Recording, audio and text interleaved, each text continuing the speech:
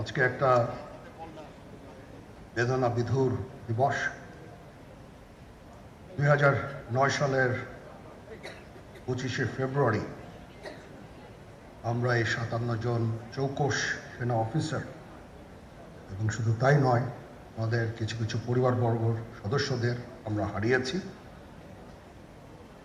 এখানে আসার সময় এই ছবিগুলো আমি দেখছিলাম। এই ছবিগুলো আপনারা অনেকে ছবিতে দেখেছেন, কিন্তু এগুলো আমার সব চাক্ষুষ দেখা।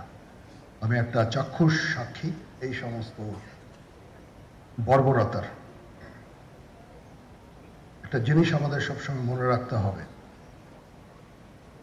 এই বর্বরতা কোনো সেনা সদস্য করেনি, সম্পূর্ণটাই তদানীন্তন বিজিবি সদস্য দ্বারা সংঘটিত। Full stop. এখানে কোনো ইফ এবং বাট নাই। এখানে যদি ইফ এবং বাট আনেন, এই যে বিচারিক কার্যক্রম এতদিন ধরে হয়েছে, 16 বছর ধরে 17 বছর ধরে যারা জেলে আছে, যারা কনভিক্টেড, সেই বিচারিক প্রক্রিয়া ব্যাহত হবে। এই জিনিসটা আমাদের খুব পরিষ্কার করে মনে রাখা প্রয়োজন। এই বিচারিক প্রক্রিয়াকে নষ্ট করবেন না।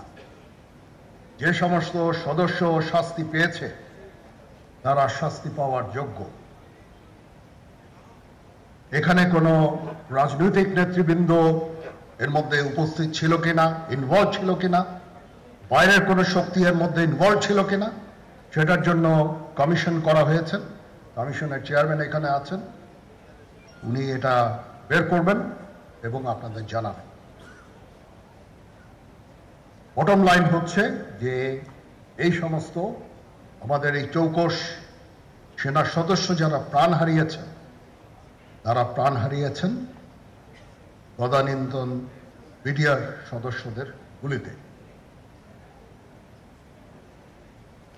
আমরা নিজেরা এই সমস্ত জিনিস নিয়ে অনেক